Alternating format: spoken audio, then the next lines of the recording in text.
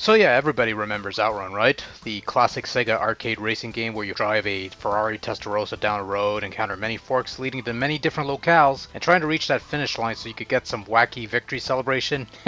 Yeah, we're not looking at that one. No, today's nefarious subject matter is the futuristically inspired Outrun 2019 for the Sega Mega Genesis Drive thing, essentially taking place in the not-so-distant future where apparently we still need roads.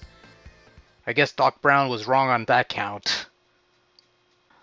So if you're familiar with Outrun, then you'll feel right at home with Outrun 2019, I guess. It's basically the same thing, well, kinda. You drive along a road, you'll come across a fork leading you down two different paths and try to finish the race. There's 4 different stages for you to choose from and each have a number of forks you could come across. However, all of these forks eventually reconvene down the same path, which means no varied ending celebrations at the end of each race.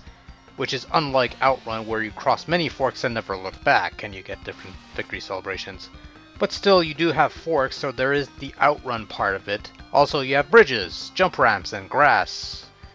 Because there are only 4 stages in the game, Outrun 2019 takes a little longer to cover than Outrun, and skilled drivers will probably conquer the future in half hour's time, if that. Of course, as stated, there's no victory celebration at the end of each race, only an ending once you clear the final stage. The game does take a bit of practice to get good at. Your main goal, again, is to simply avoid cars, keep on the track, and not crash into anything. Because crashing slows you down and you're running on a timer, and if you run out of time, the game ends. Obviously. There's adjustable difficulty for people who care for that sort of thing, but no button customization for people who care for that sort of thing, which for me, honestly, would have been nice, since I'm not too particularly fond of the button mapping here, but whatever. In the end, it doesn't really matter a whole lot because Outrun 2019 handles like a dream. Controls pretty slick, it's easy to steer the car where you need to, and the turbo speed booster thing's a rather nice touch, even if I prefer having flying cars in the future. But whatever, you have the usual choices of automatic or manual gear shifting, but you're stuck with the same futuristic car, which is fine. The original Outrun only gave you that Ferrari Testarossa to drive around with, and a hot girl by your side. By the way, do you even have a hot girl in that car? I kinda doubt it since we don't need hot girls in 2019. That probably explains why we have roads in 2019. Wait, no it doesn't. What? Dear. That sounds like crap actually. I'm sorry. Okay, I'm fine. Let's move on.